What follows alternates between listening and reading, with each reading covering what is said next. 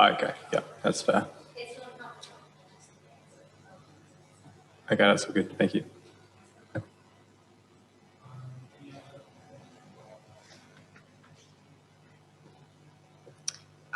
So I actually have met these two.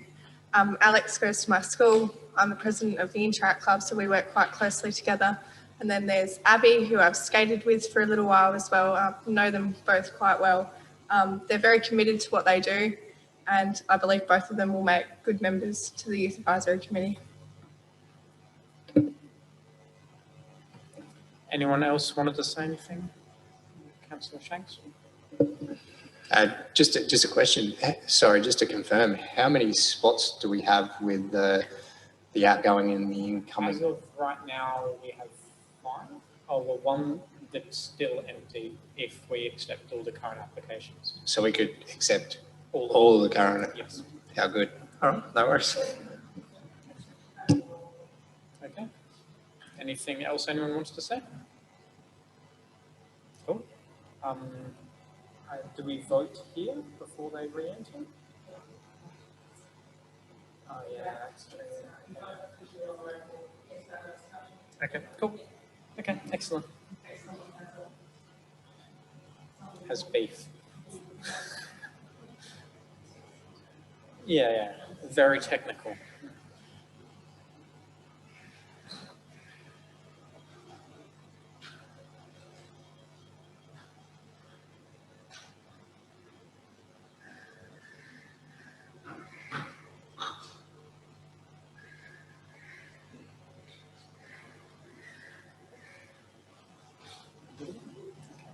So sorry about that, but I suppose the motion is as follows, that having considered the nominations of the candidates for the numbers of expressions of interest, vacant committee positions, the Gawler Youth Advisory Committee recommends to Council that Abby, Alexander, Brenner and Darcy all be appointed to the Gawler Youth Advisory Committee for a period of 2 years. Do we have a mover and a seconder for that? Renee and Jade, excellent. All those in favour? Unanimously carried. So what will happen with this is this recommendation will be sent off to Council. They'll approve it in their next meeting. And then as of next meeting that we have, you will be members and sitting up here with everyone else. So congratulations. Okay, so moving on then to 6.3. Okay, so terms of reference to the Gawler Youth Advisory Committee. Do you have anything you want to mention on this? Okay, so the terms of reference have been amended, let's say. It's attached within the document on pages 16, 17 and 18.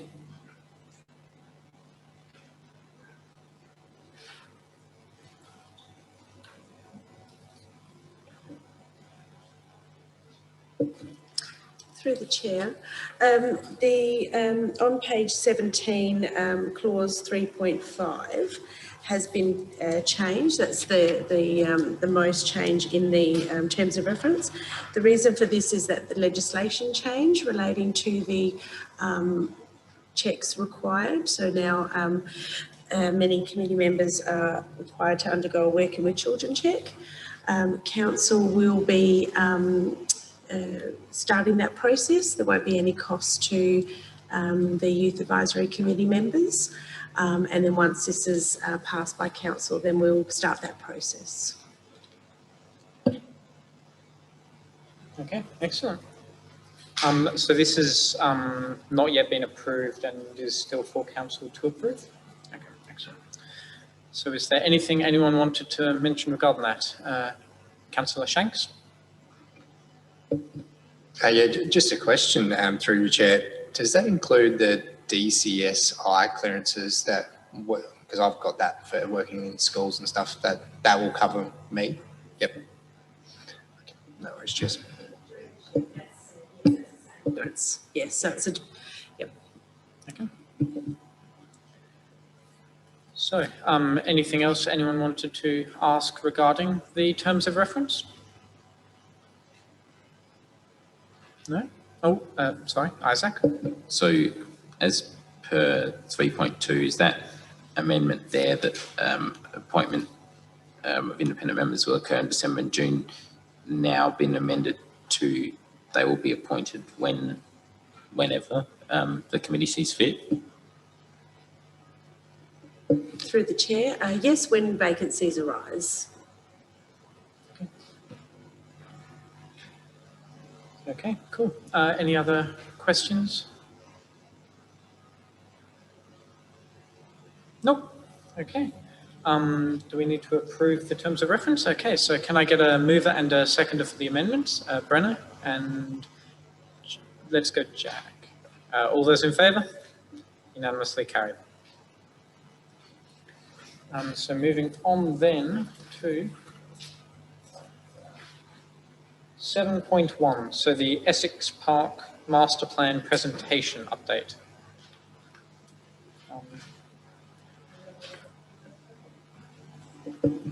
Through the chair, so Bryce Norton, he's our team leader of recreation and community strategy, and Natasha's operations, so they're a little bit different. He's been working on the Essex Park Master Plan. He's going to give, we're going through a consultation phase at the moment, so he's got a bit of a presentation tonight, and just wanted to get your feedback and your thoughts about that plan. So, Mr. Bryce. Thank you.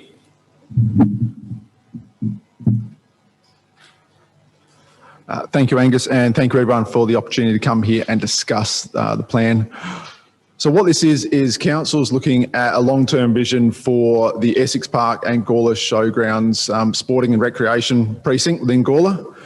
So this precinct, if you think it starts at the Gawler Aquatic Centre, follows the river all the way along through the tennis, bowls, petanque, Netball Association, and then down to the showgrounds at the far end there. So we're looking at that entire precinct and looking at the future planning for that area to cater for what the needs of the community are now, but also looking at going forward as to what the changing needs and the increasing needs may be for the community going forward.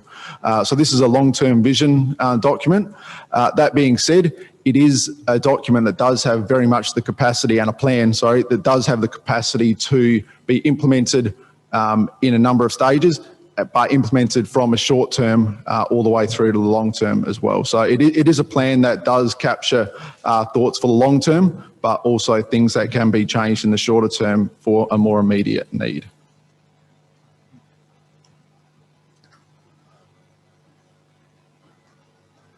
So with this plan, this is a presentation that was made to Council towards the end of last year, and this was made as the final draft plan was being presented, seeking Council adoption to be put out for community consultation.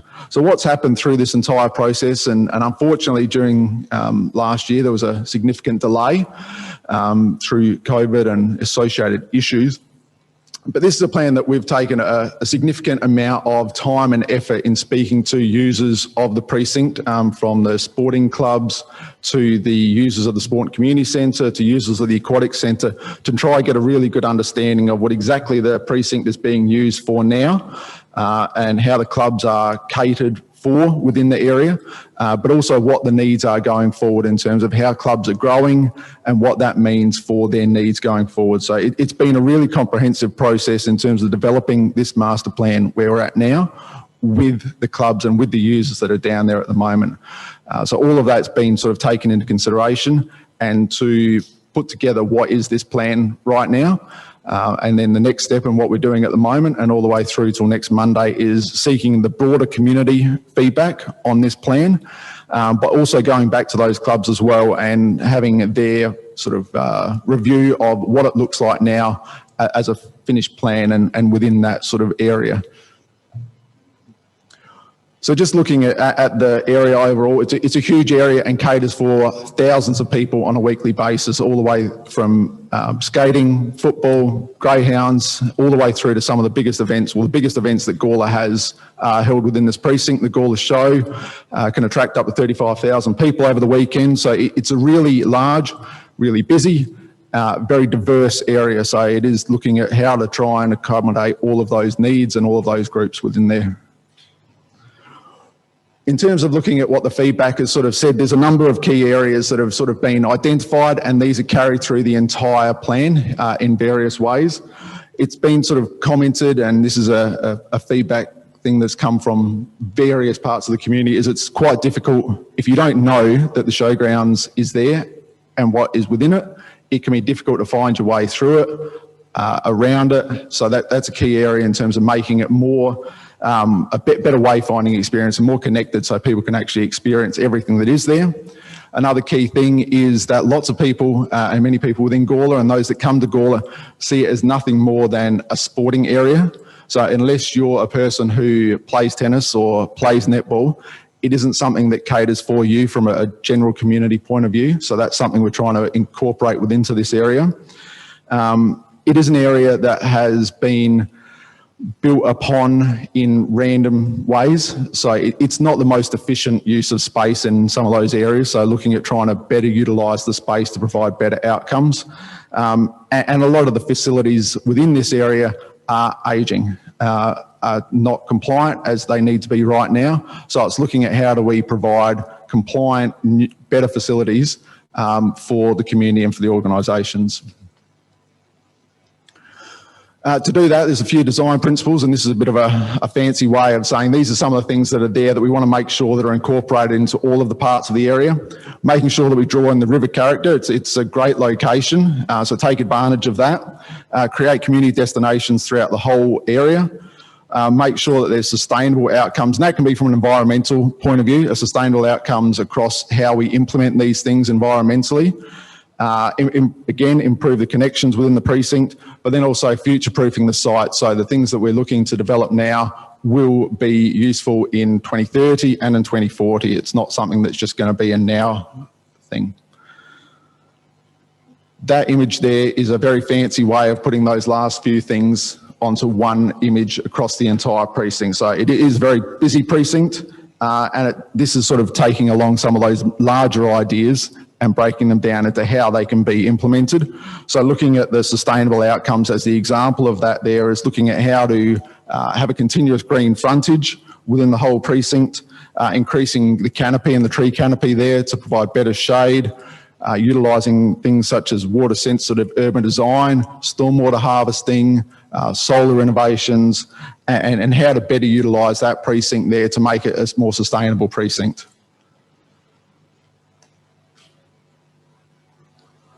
That's just, I guess, a key slide in terms of two of the bigger areas of what things are trying to be incorporated across the entire site. The first one is a shared use boulevard, which if you come along the Aquatic Centre on your right side, looking at that length of the entire precinct, how to get a better boulevard connection, path, access way that goes along the entire precinct there. If you're trying to walk from the Aquatic Centre down to the Sport and Community Centre, it's not ideal. There's bits where you're walking on dirt, there's bits where you've got to cross over. So trying to get a better connection along there that can be used for a pedestrian and a cycling experience.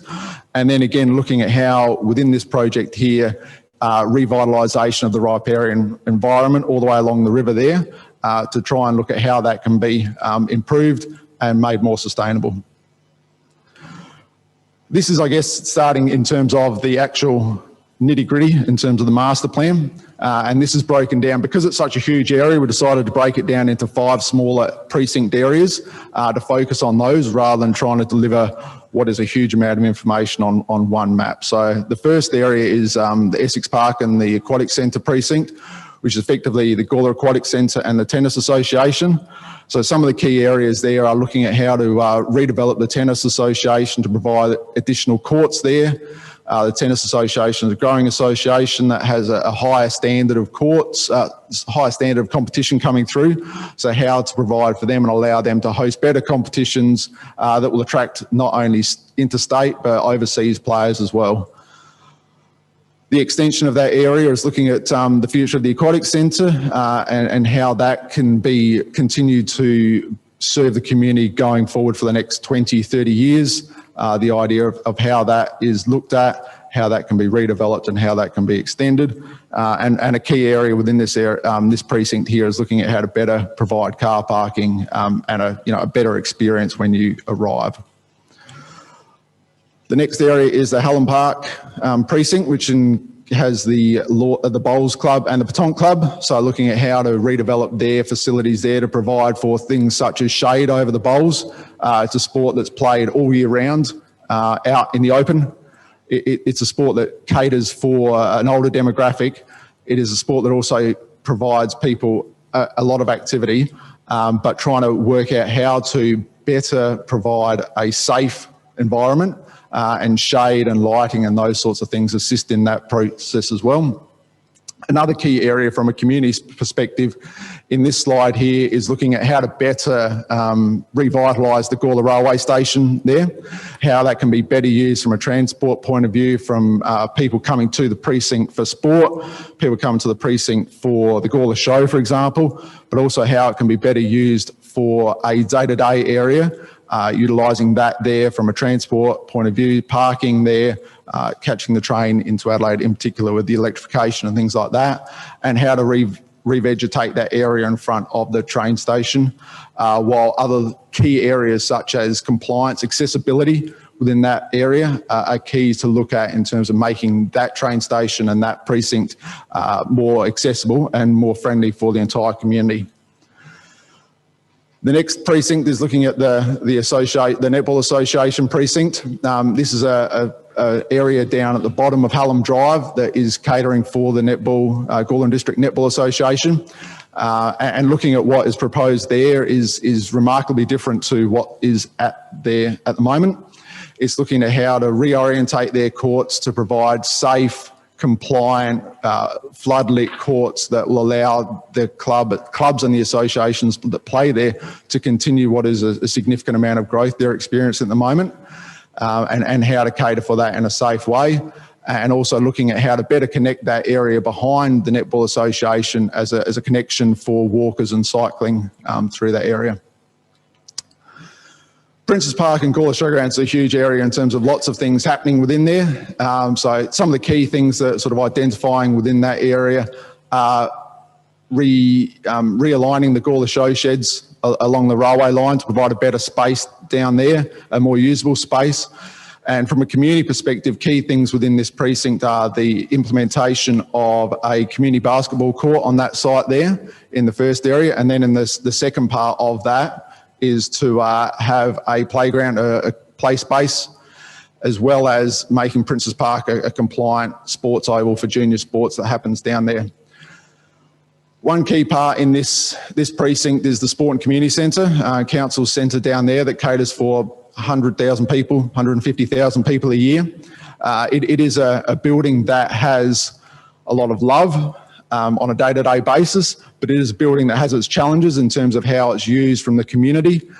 So part of this is looking at the future of that site, that centre there, and whether the best way to go forward and future-proof that site is around the extension and the expansion based around what it is at the moment, or to look forward to going in terms of a new build and creating and constructing something that's purpose-built down there. So that's a key part of what this consultation is for that area, is thinking about is the best use and the best way forward for that building, which one of those there will better suit the community going forward. So that's just a representation of that entire area. And then Gawler Oval being the final precinct there. This is an area that doesn't have a huge amount of change proposed within here from an outside looking in point of view, but it has a lot of change that will assist in the clubs and the users of the groups down there at the moment. And that's from things such as installation of turf cricket pitch, an additional netball court, better seating and spectator areas around there for the football, cricket as well. And then providing that amenity again with that shared use boulevard all the way down to the end of that. And there is a single image with lots of information on it, and sort of a highlight of all of those massive changes and massive ideas that are in there. So that is a very, very quick snapshot of lots of things that have sort of been identified by users, by us, to incorporate within there. So what's happening with this plan at the moment is, as I said, we're out for community consultation and seeking final feedback from user groups, but also from the community. So I would encourage everybody, I've got these little posters here. We're taking advantage of everybody's awareness of QR codes at the moment. So it's a super simple, and I'd encourage everyone here to tonight scan on there, and it'll take you straight to the community survey that we've got for the master plan. Scan on there, fill out the survey, have a look. You've all got these here. I've got more copies if you would like. So yeah, we're looking to get further feedback from the community. We've had a number of community drop-in sessions over the last 3 weeks with people coming in, a couple here at the Civic Centre and one at the Sport and Community Centre, with people coming in and talking about the plan and providing their thoughts, asking questions about it.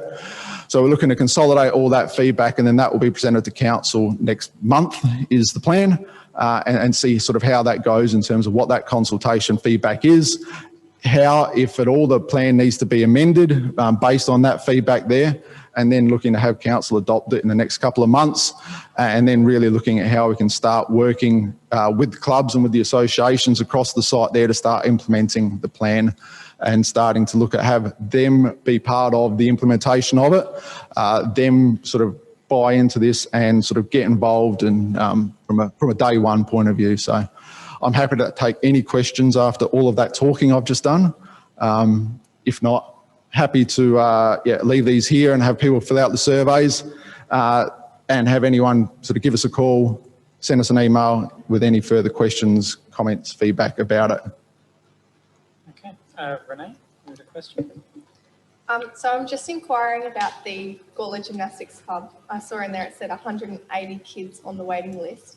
So will there be like a bigger area, more equipment supplied to them to be able to take on more youth? So one of the key things is looking at what the current users of the Sport and Community Centre are, what their needs are now and going forward. And that is definitely one of the key sports that have identified that they don't have a space that suits what they do now and could suit better going forward. So one of the key things that they've raised, and this was also something that was raised during the Carbethan Reserve Master Plan, is their desire to have a space within a location, whether that be the Sport and Community Centre or at Carbethan Reserve, that caters for them on a more permanent basis.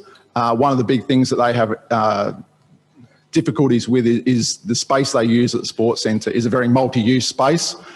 So it has chair dancing, it has gymnastics, it has karate, judo, lots of other things. So yes, that is definitely considered within there, and the club has put forward, and that's where we've got that information from about trying to work with them to identify a space, whether here or Carbethan, for them going forward that will allow them to have a more permanent presence and expand their club.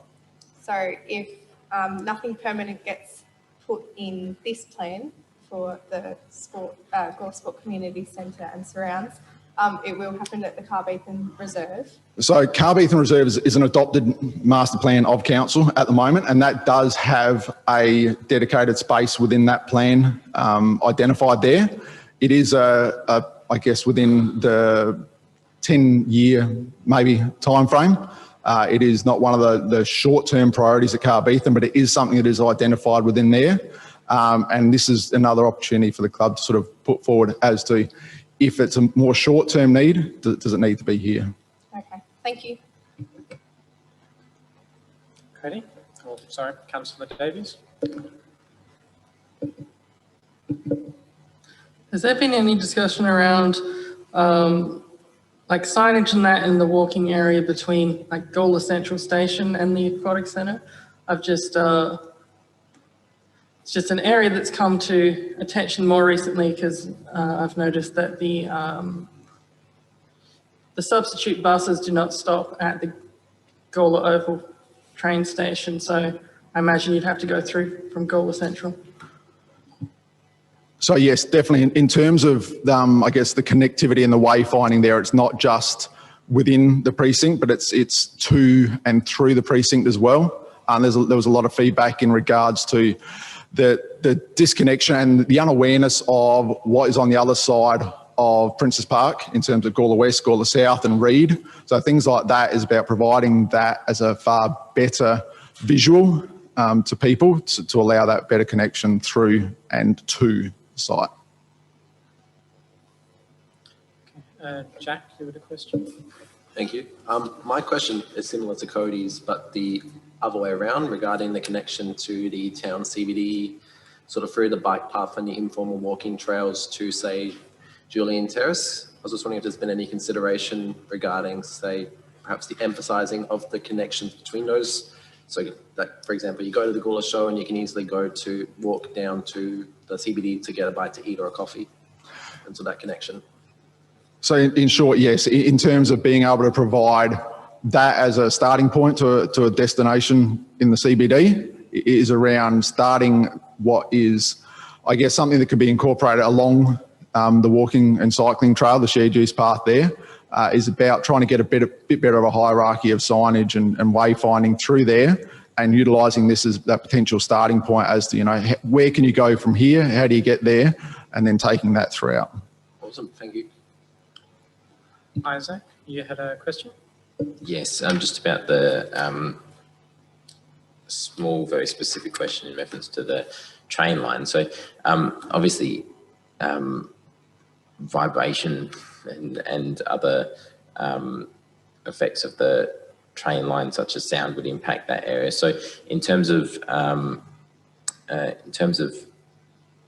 wear and tear on infrastructure from the train line, is that something that has been experienced in those facilities in the past, or is that something, and is that something that's been planned for in this? Is that would electrification help that by minimising noise and vibration?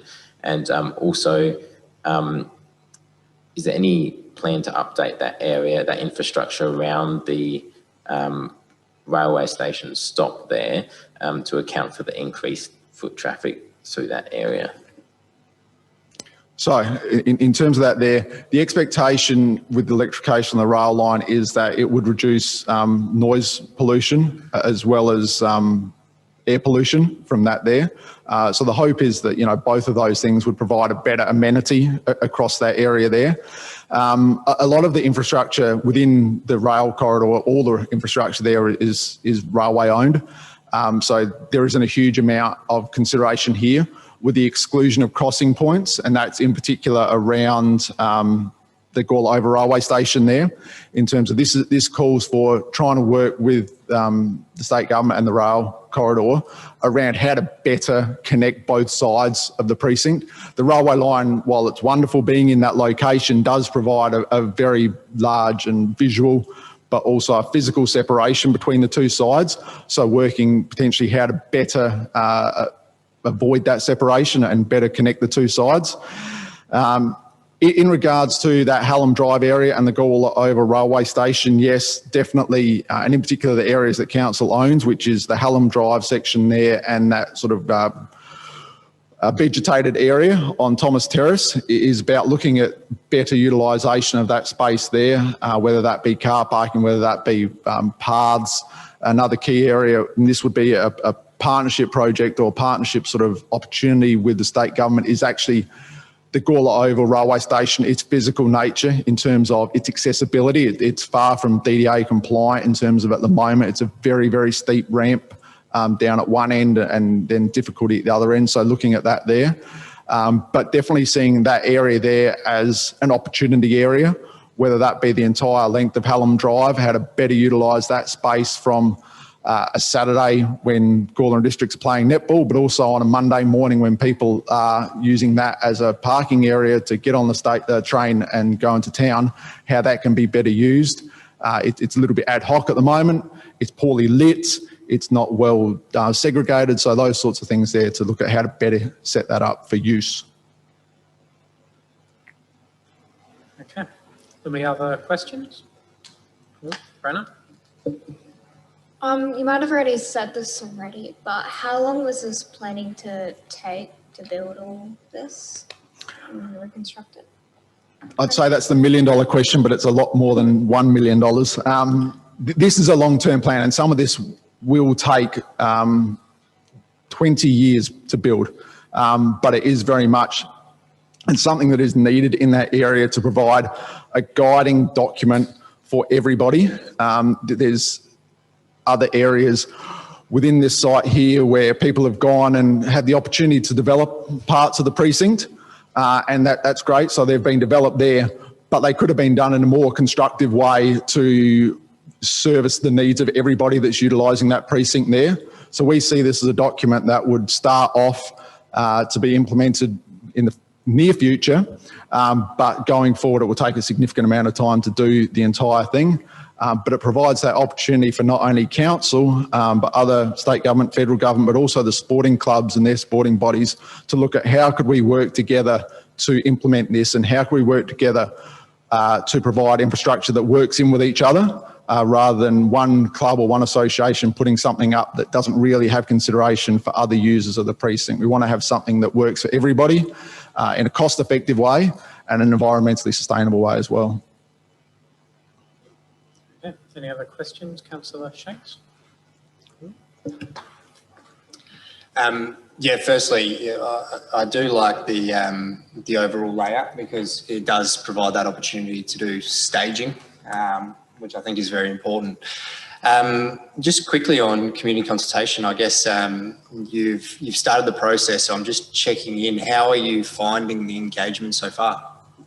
I think it's been really positive. I think that a lot of the engagement with clubs and actual users prior to developing this was really good. We put a lot of time, effort into making sure that we had a robust conversation with people from the get-go in terms of leaseholders, user groups, event organisers, event holders on site there to get that from the beginning. And that has helped in this process here where we've got a plan now, we're taking it out to the broader community for consultation, has helped because there's so many clubs there, there's so many community organisations that people are aware of this plan now, and that has assisted in the process now of going out for community consultation where people have an understanding of what this is, what we're trying to achieve. While it got delayed through COVID and that sort of took a bit of steam out of it, by picking that back up again has been good. Survey responses have been good, and survey responses have been positive in the whole in terms of what people are saying. And the comments that are coming through are really good and worthwhile in terms of areas that could be tweaked, could be changed. And it's about how the community use this on a day-to-day basis. And that's how the plan will get its best outcome, is getting that feedback from the cricket club and the netball club who are there on Saturday afternoon. They go, yeah, I know you wanted to do that this way, but that's just not going to work for how we use it, and how we use it at the same time the sport and community centre's got 200 people there. It's just not going to work. So it's been a good process so far, and I think, you know, what will come out of that will be positive in terms of refining this and finalising what the plan is. Jack, you had a question? This is my last question. I was just wondering about the sort of the complications that will arise with, saying, taking the sport and community centre out of commission for it to be redeveloped or renovated. What happens with the community groups that use the facility? Because I know that this building was shut down for a couple of years and services had to be moved around. And I guess that building is unique in its positioning and its services. So I was just wondering what that happens with all of that. 100%, and the redevelopment of any community facility such as that or oval or anything like that will come with the challenges of terms of the people that want to use it on a Wednesday night to train and then use it on a weekend to play.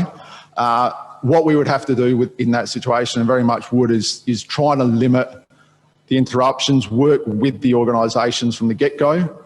We're working in process at Carbethan at the moment in terms of applying for funding to implement works out there. So even in terms of the point now where we've identified this as a project that we're going out for funding for, and we may not be developing that until early 2022, we've already started those conversations with the groups about how can we work with you to minimise the impact as much as possible. Mindful of the fact that some of the things, it's going to be inevitable that there's going to be interruptions to service. It's about how can we minimise that? How can we work with the groups as much as possible? Looking at community groups that are down there, how could they use this site? Could they use the meeting room at the Aquatic Centre to service their needs during that time? It's about how can we work with groups to best do that. Some groups more difficult than others, but yeah, it's a very much a collaborative process and in terms of communicative process. All right, thank you. Okay. Any other questions, Isaac? So just in terms of the consultation, I know you mentioned a little bit there, but with the specifically with the site, the consultation with the site users, is that a matter of how is that specifically being conducted? Is that a matter of every site user has been contacted by council and there's an invitation for site users to talk about that? Is that council?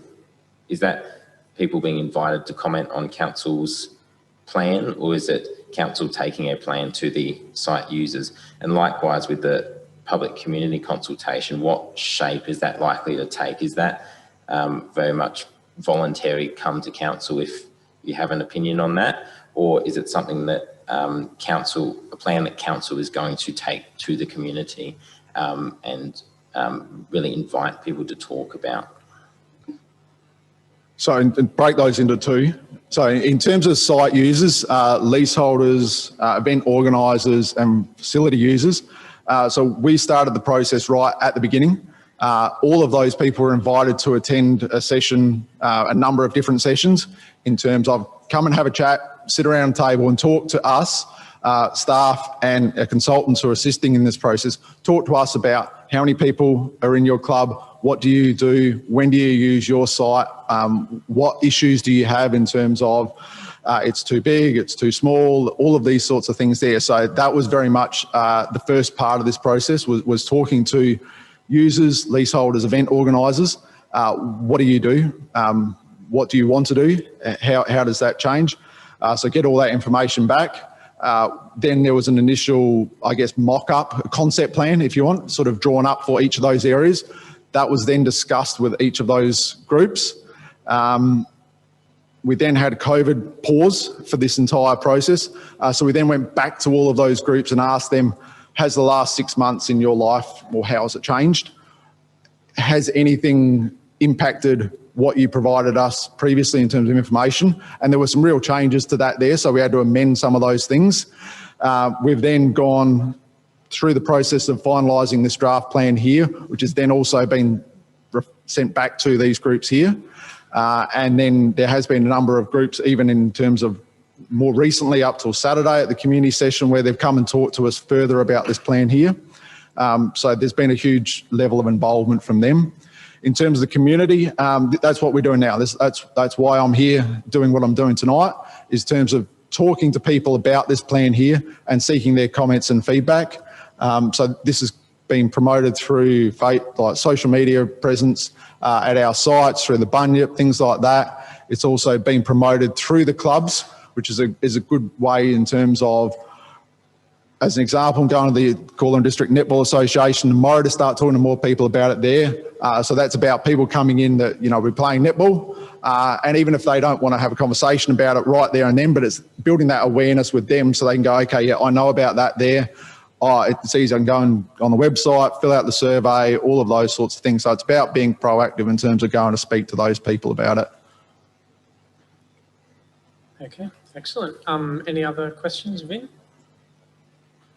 With the number of people expected to increase using this park, have you taken any opportunities to improve the ability to reach or locate people if they needed emergency assistance from like ambulances or stuff like that? While using the site? And yes. Yeah, so I guess in terms of all of the sites that would be developed, everything there is taken into that consideration in terms of how would that site work in an emergency.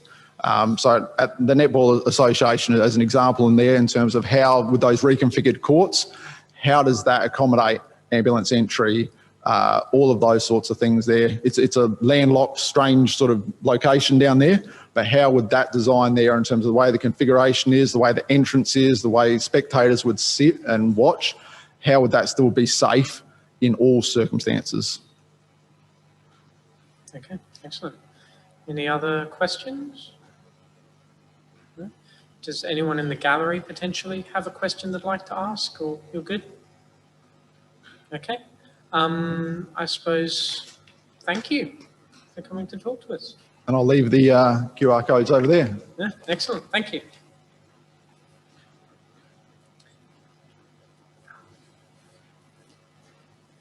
Okay, so I guess moving on then.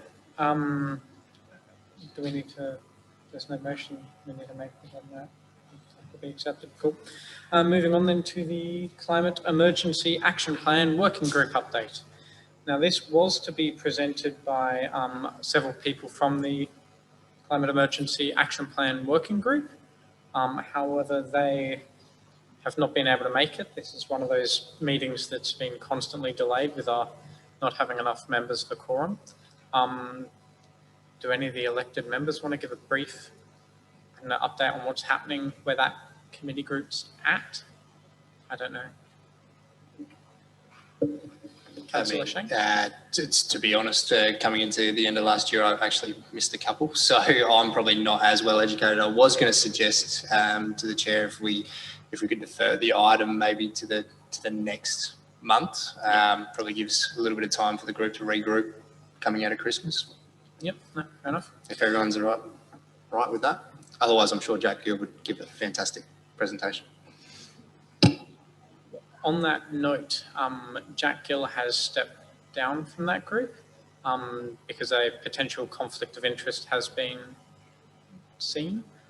Because of that, the Youth Advisory Committee currently has no members besides elected council members on that committee group. We were invited early on when the group was first forming as to basically join up.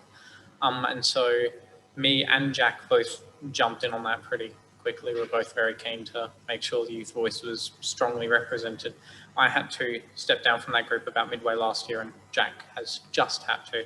So I was wondering if there were any other potential expressions of interest from community members to potentially look at joining that working group and becoming a part of that.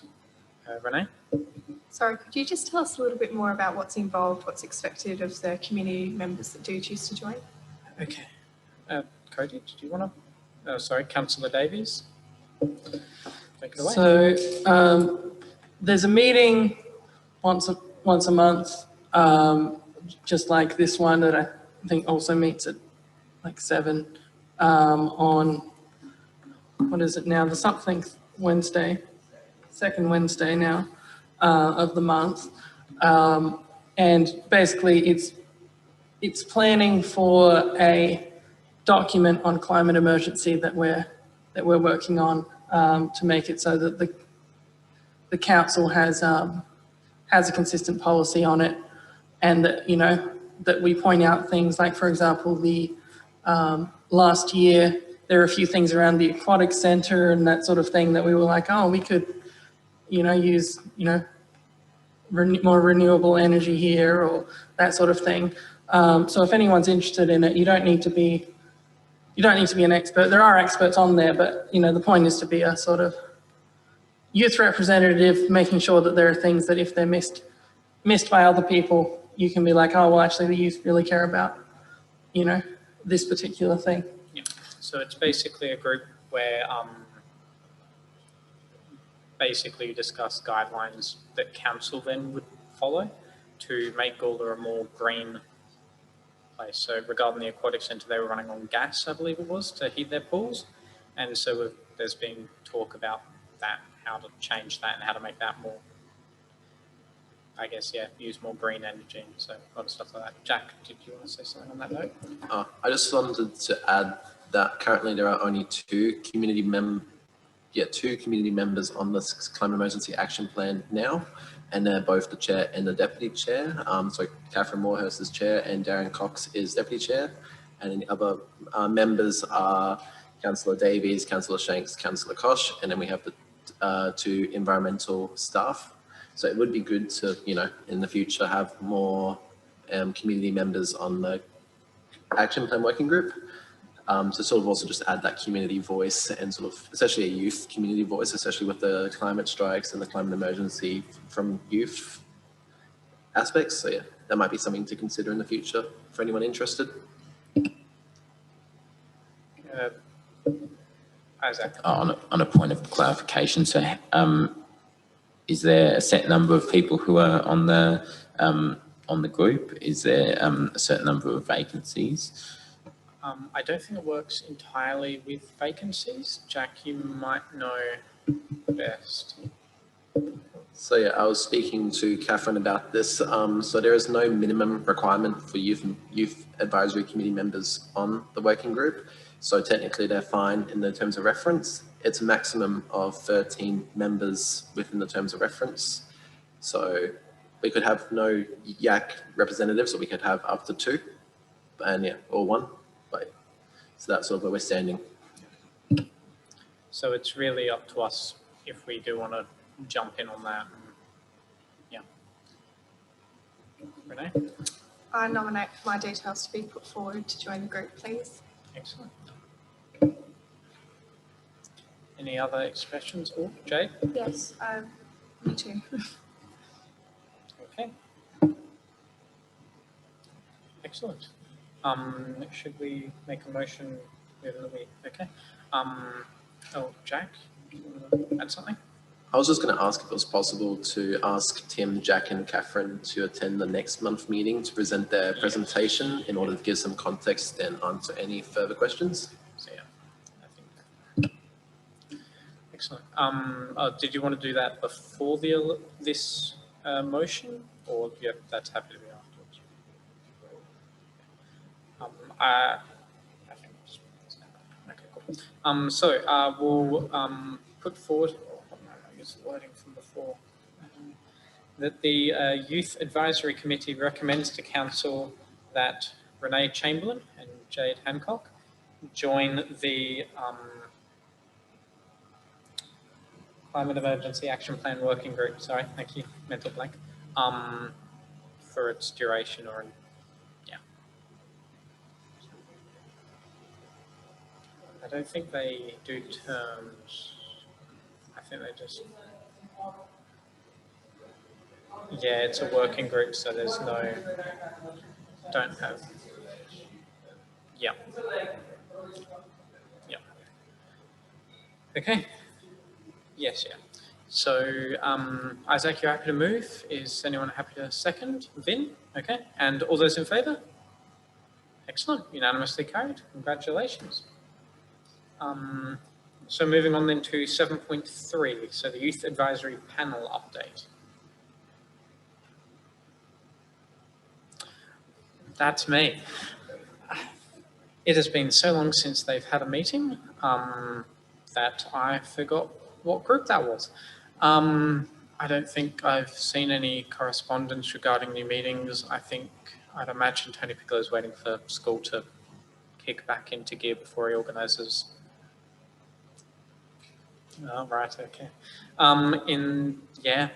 I've received no updates. So just for clarification, that is a group run by Tony Piccolo, where he gets a whole bunch of youth leaders from the local schools to come on in and basically talk about issues that do affect the youth. So we've had a psychiatrist come in to talk about mental health and how that affects young people. We've talked about the closing of vault testing in Gawler, which has been a big issue we've kind of all been struck by, which is they closed down the vehicle on the road testing at the Gawler drivers centre, as well as I believe they limited the one of the other tests.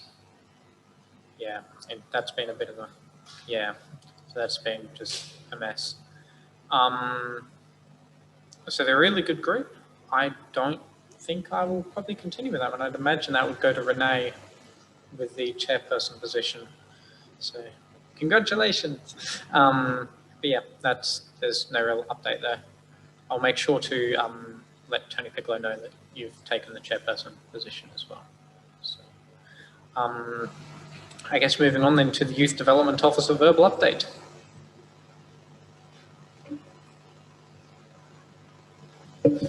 Okay, so thank you.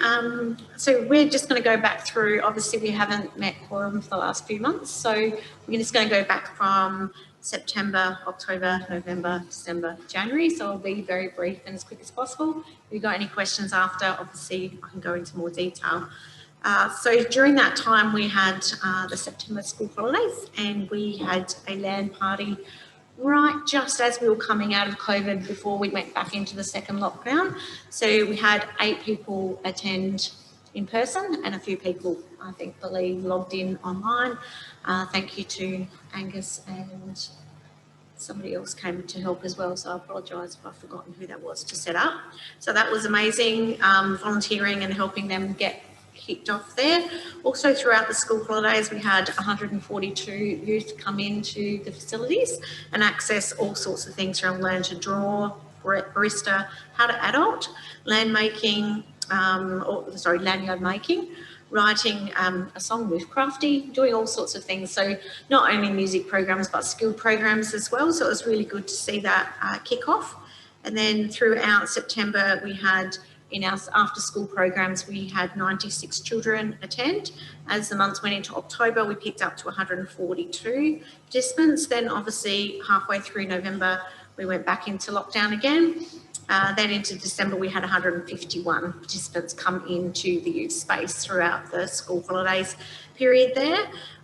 We also saw a very unique program run on Tuesdays called Get Green at the youth space, which was run by the Gawler Environmental Centre.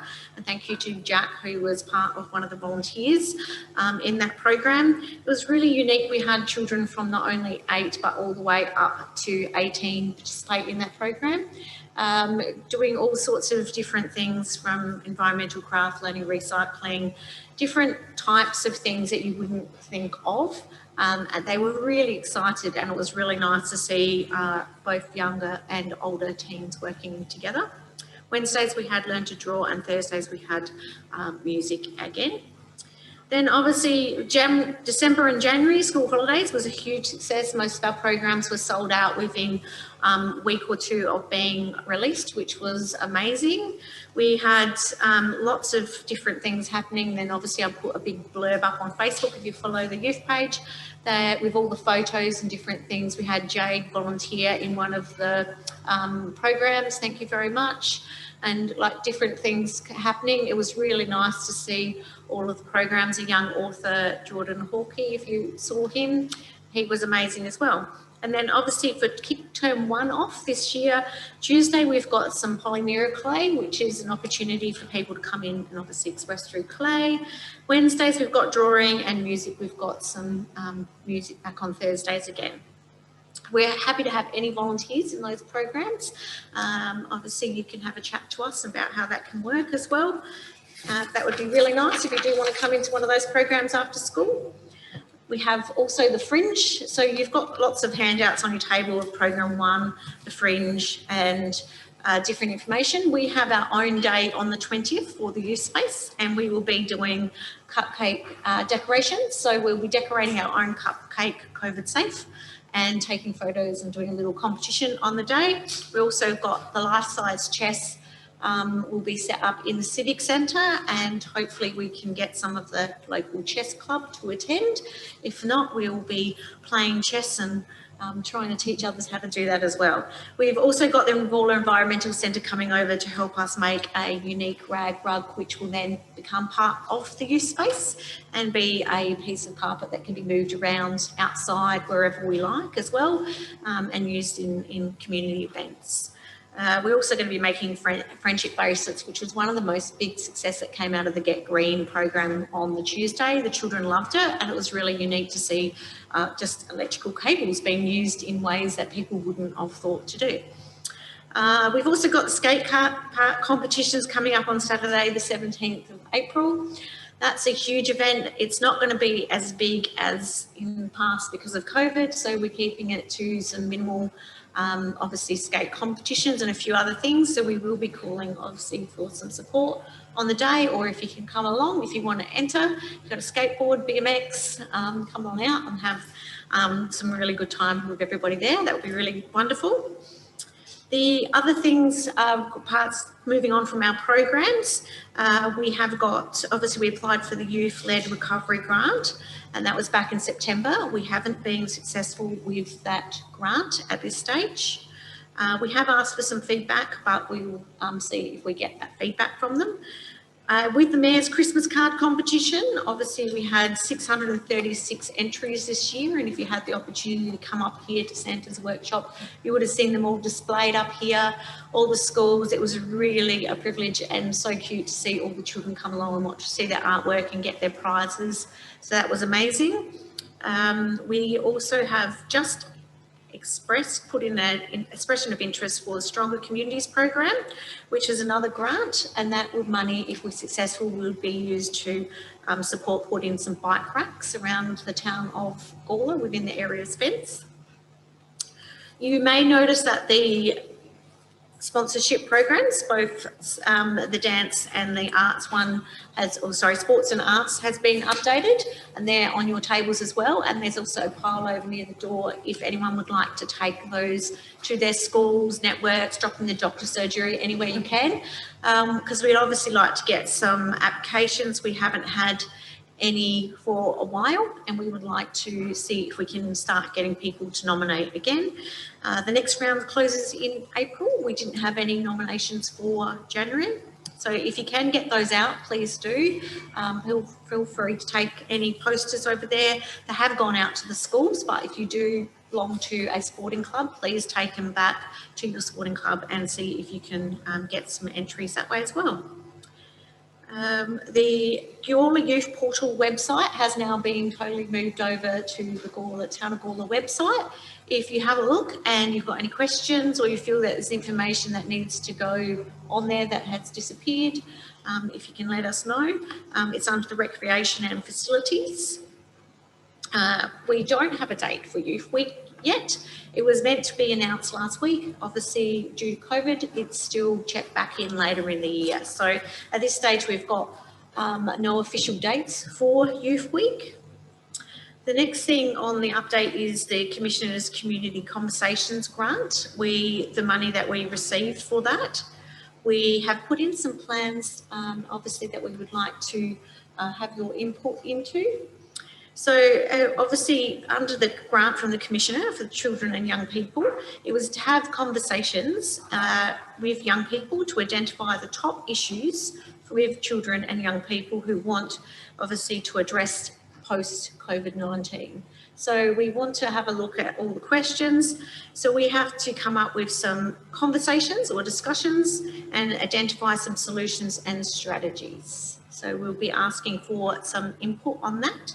And our plan is to identify what are all the issues. So to have a workshop with the committee, hopefully in early February in the youth space, and do a pizza night or something. We'll invite you all along, and we would love to have your input on your reasons, of course, identify any conversations or solutions to questions that we can put out into a survey, and then we can put it out to the broader community within Gawler. We also thought that it might be nice to do a video, of a video diary. So one of the youth volunteering to do a video diary along the journey of collecting that information as well. Launch the survey, and then obviously if we got everything going in time, we can launch that at Fringe as well, which is not very far away now, and set up a stand at not only skating, but throughout the community to gather some information, to get feedback from people within the community. And then we also thought we'd have a drop-in session in the youth space later in March to ask for some more information collected. And then from there, we'll do a workshop with the Commissioner in the April school holidays and invite people in, and obviously have incentives for attending to collect that information. And hopefully then some real issues can actually go to the Commissioner that you're passionate about. Then we can actually put our voice forward as well. Tasha, did you have anything to add? Thank you. Okay, was there any questions regarding that? No? Excellent. I don't need to approve for that was received. Cool. Okay, moving on then. The youth space-based traineeship program. I don't know if there's anything to... Oh, okay. Sorry, going back. I need a mover and a seconder for the Youth Development Officer verbal update.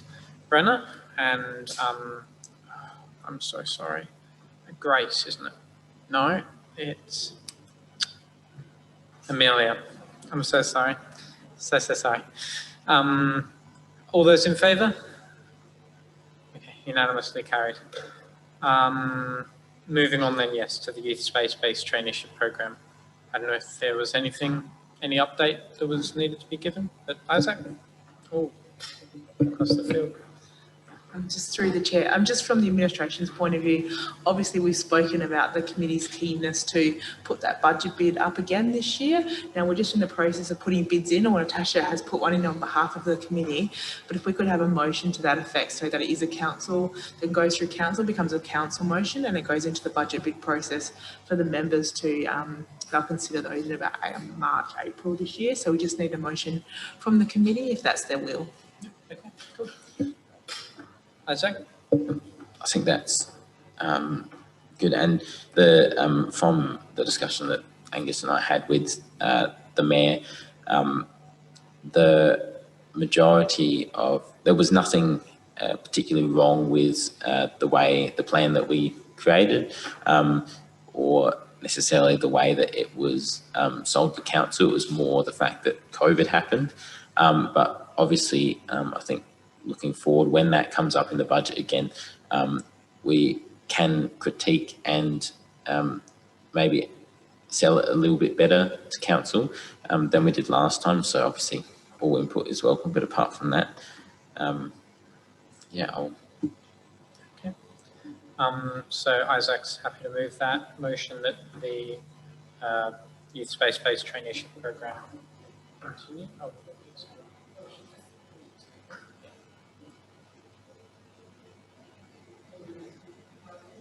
Yeah, that the Gawler Youth Advisory Committee recommends to council that a budget bid for the 2021-2022 budget, is it? Be received by council. Yeah. To council for the.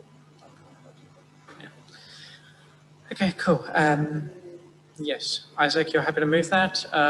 Renee, you're happy to second. All those in favour? Unanimously carried. Excellent, thank you. Dear. Okay, so moving on to 7.6, vehicle on the road testing, VORT testing. Yes, Councillor Shanks. Sorry, I was just wondering if I could provide a comment just to the previous item, if I could. Yes, of course. Look, it'd be really powerful if, when this does actually come up to council, just, seeing some youth advisory members there. You talked about selling it. I think that's probably your platform. I did sort of sneak into the CCS where you did it last time. I think you did a great job. So it'd be really good to see that follow through to the full elected body at budget time. We don't get many community members in sort of saying what they think we should be spending their money on, but yeah, it would be really powerful to see that voice. Okay. Is that? As a critique, if you're willing to offer it from elected members, what should we be looking at in terms of selling points for that plan? What is there any advice on what ties into council's larger vision, or what they want for Gawler Youth moving forward that could help us maybe sell that plan any better? Councillor Shanks?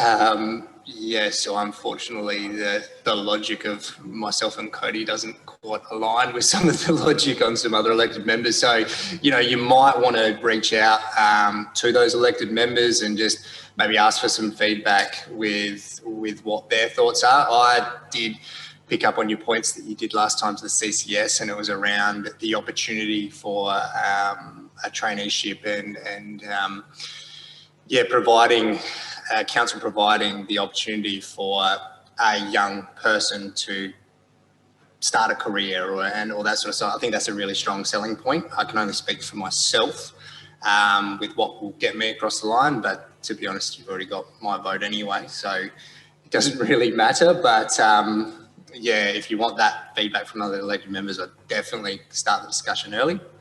But yeah, more than happy to assist in some contact details if you need. Thank you. When would the date be for that meeting? I presume it hasn't been set in stone by a long shot yet. Provision. Excellent. Yeah. Excellent. Okay. I guess, yeah, moving on then to 7.6, the vehicle on the road fault testing. Any, Isaac? Can we discuss that with the next point as well? Yes, we can merge that with Gawler Youth's accessibility to transport. Did you want to speak on those topics? Yeah, thanks. So I spoke with Angus, and I'll have a talk to Angus and Renee afterwards about the new structure for the YTAC, we decided to call it, the Youth Transport Accessibility Committee or Subcommittee. Angus and I spoke in December. Due to exams and school wrapping up, the time frame that we originally had planned didn't quite work out, and of course the reappearance of COVID in South Australia was untimely. So we decided that we would start it off in the new year when school went back and when we could contact people again. So recently, in the last week, I've sent some documents, a project scope document, a small project plan, and a brief timeline, which will probably be amended, to Debbie, and I think Natasha and Aaron have had a quick look at that one. So as that progresses, we'll be looking to roll the project out over the next, hopefully, 3 months. So that's the plan for that as it stands.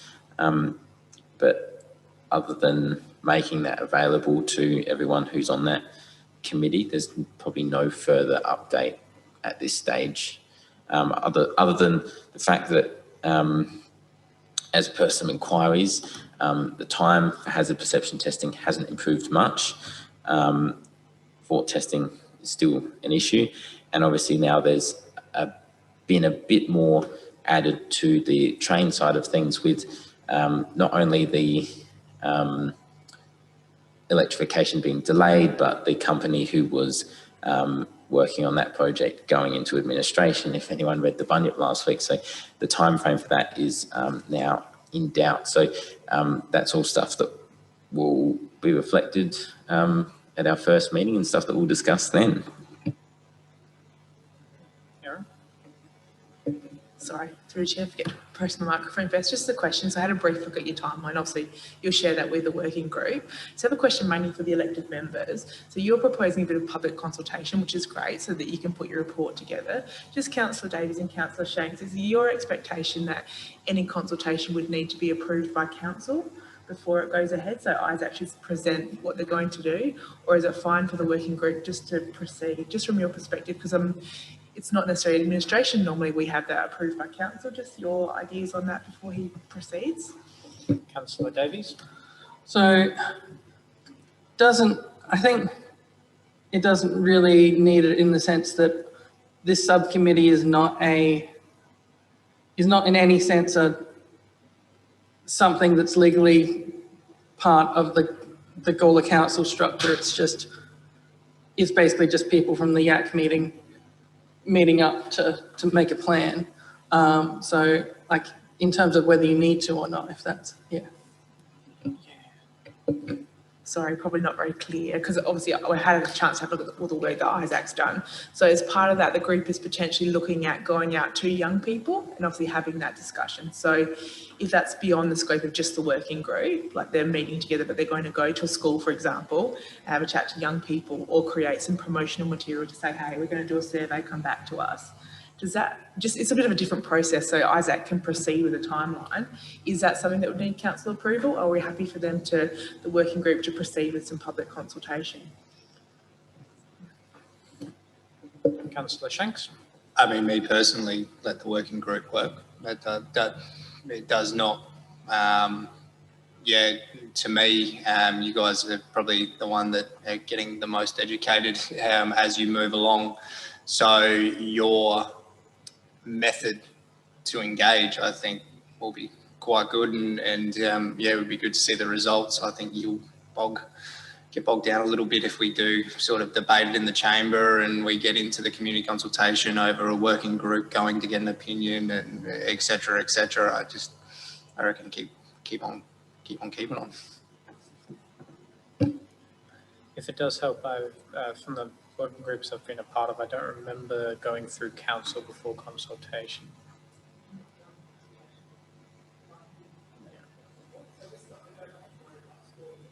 Yeah.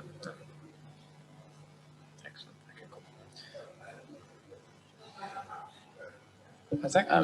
In terms of official structure and stuff like that, when in the original meeting where this idea originated, I believe, and Angus, of course, was there too, the mayor seemed to suggest that this was something that could go ahead as a group, even without the group having council approval to become a group.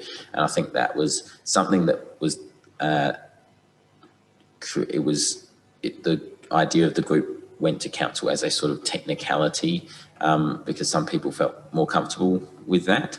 But on a whole, the group, to clarify, is intended to be separate from generally the operations of council, but would appeal to the committee and to council to use council resources. So any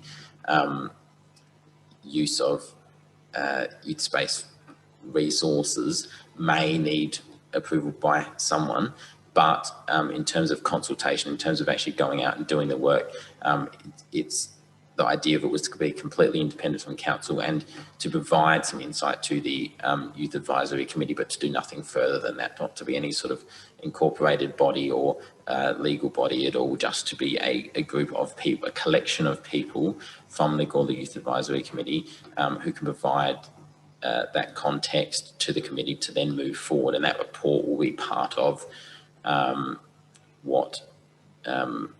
that will be part of an official process. But before that, nothing other than the use of council resources will be part of that process. Councillor Davies?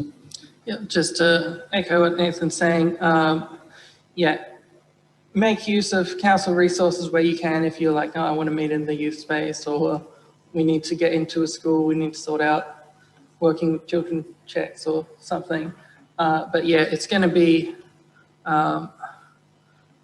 more of a negative than a positive getting into the bureaucracy of how to do an official community consultation where you put the thing in the paper and it has to go on for 14 days and all this kind of, you know, just go into schools and stuff, get information and write about it. And I think that will be, you know, and the other stuff you want to do, and I think that will be good. The only thing is it might be a decent idea to have those police checks handy for handing to teachers and stuff before we go in there. That's about it. So I think that's about it on that topic. Okay. Any questions anyone has? Okay. Moving on then to 7.8, Bike Month. Jack, take it away. All right, thank you. So some of you may have seen on past agendas, I've been trying to get the motion of Bike Month passed, and thanks to Councillor Davies, Council unanimously carried the motion of Bicycle Month in April 2021 and December.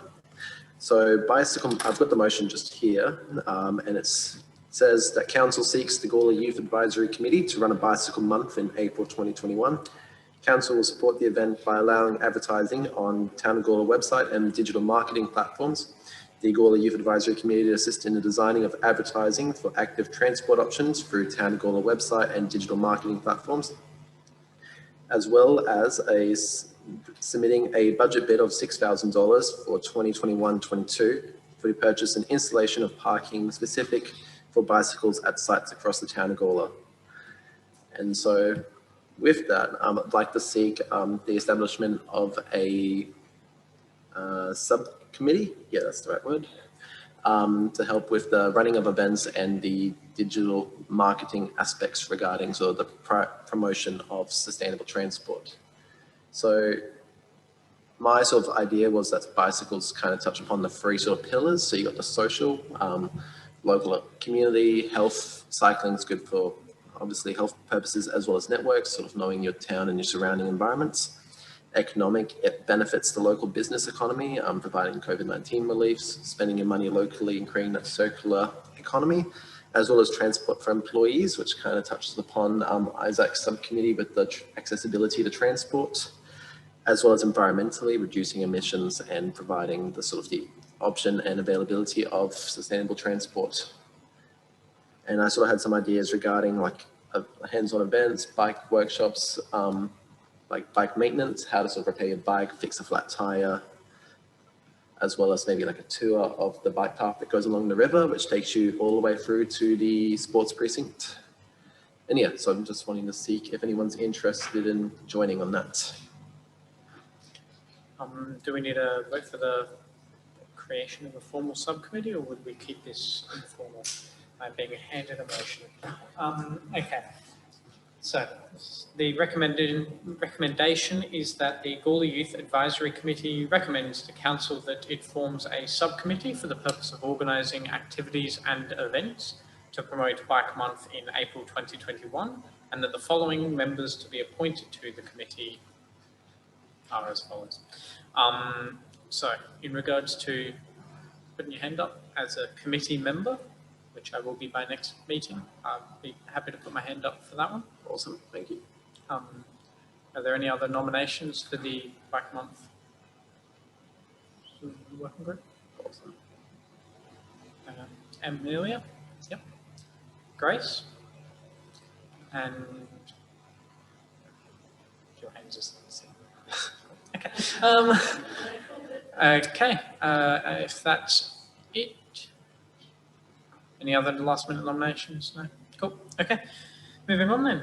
Oh, I'm all over the place tonight. I do apologise. So, mover and a seconder for that nomination. Jack, you're moving that. And seconder, let's go with Jade. All those in favour? Unanimously carried. Okay, so moving on then to items listed for discussion at future meetings. Any items to be listed? No. That might include your question. Oh. Obviously, I believe Councillor Shanks asked that the Climate Emergency Action Plan Working Group update be moved to a future meeting, so obviously that will need to be included in that section. Anything? Oh, Councillor Shanks. I was just wondering if we could put an item on there on the Essex Park survey. I wouldn't mind sort of revisiting that in a month and see if how everyone went with the survey, if they did, if they found it engaging, whatever. It'd be really cool to open up the discussion now that we've had the presentation. Okay, cool. Any other items? No. Cool. Okay. Moving on. Questions without notice. Are there any questions without notice? Jose? I have a couple, and I'll approach with a piece of paper with the questions written down after the meeting, just to spare everyone a headache and spending a lot of time with commas and whatnot. The questions have been an accumulation of questions due to not having the last couple of meetings, but a follow-up question from one of the conversations we had about bins at the previous meeting. So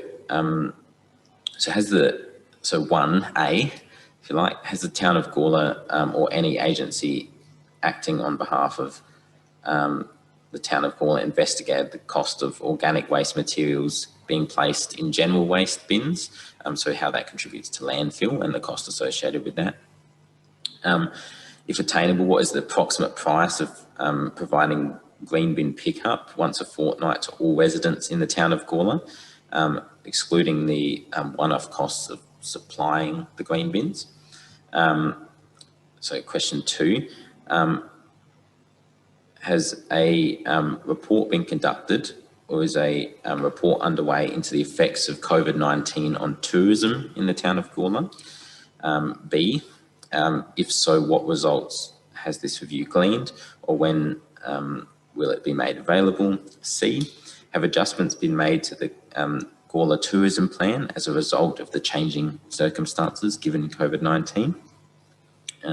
3, in relation to the current tourism plan, very specific, have the action measures in key initiative 1.4 of the Gawler tourism plan been met, and namely, has a website strategy been confirmed and implemented, and has the web presence been optimised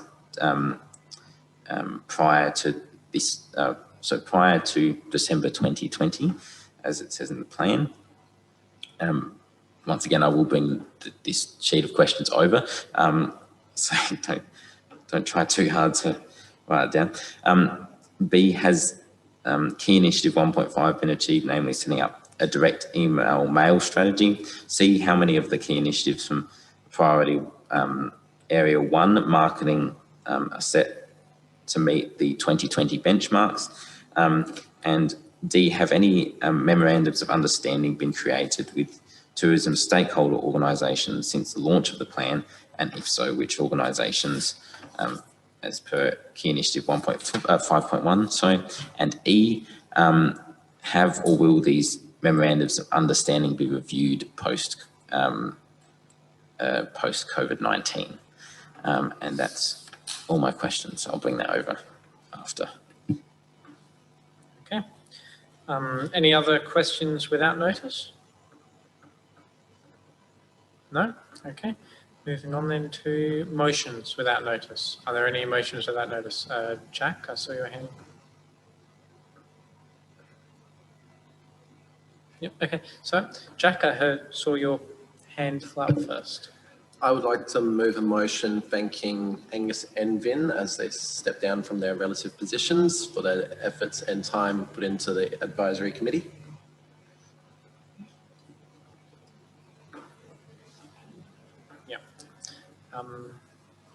Isaac or Cody? Yes. As an amendment, yes. Okay. Yeah. So, do we have a mover and a second? I suppose, Jack, you're moving that. Seconder, let's go with Brenna. Okay. All those in favour? Unanimously carried. So the Youth Advisory Committee formally thanks Vin, Shay and Ashley for their time with the Youth Advisory Committee. I'm not saying that one. That one's just embarrassing. Okay. Are there any other motions without notice? No? Okay.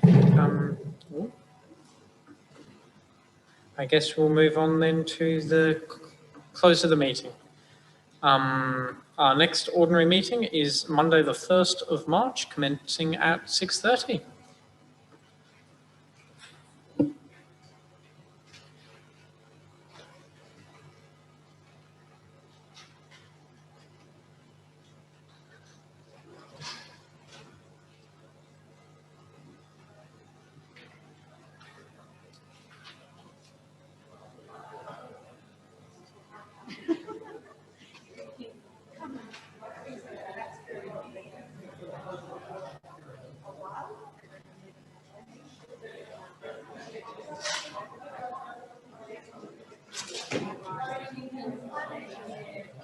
really amazing. And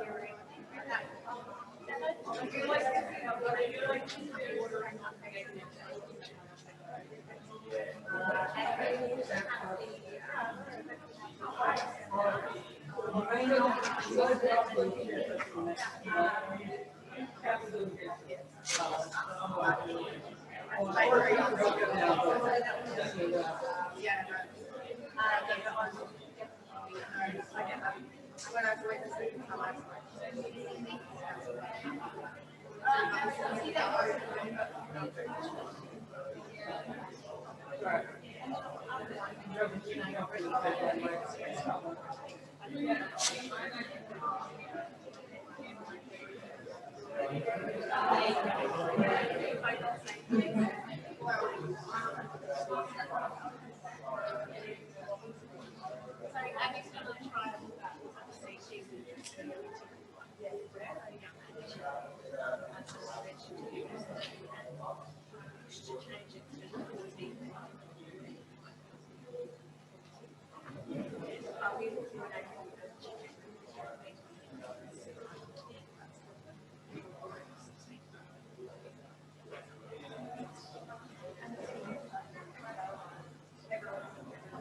So that's the working with children's now. So when they come out, they will get up. If we sign everybody up as children teams, then we have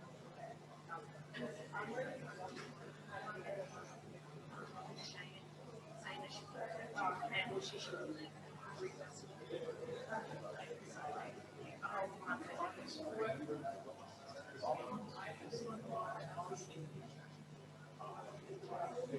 Yeah.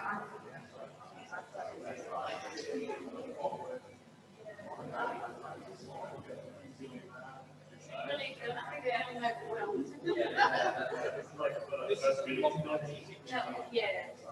Well,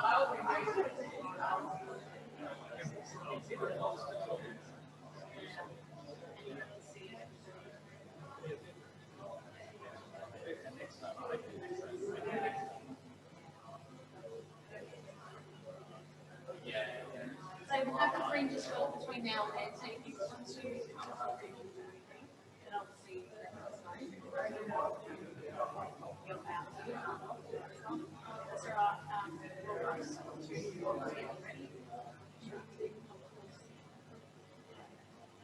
It's from 10 to 1. It's a 7.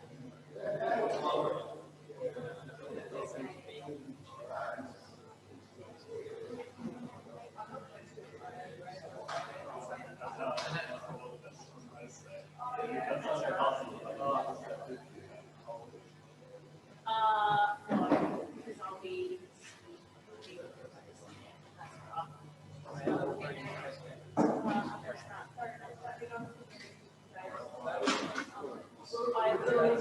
Yeah, so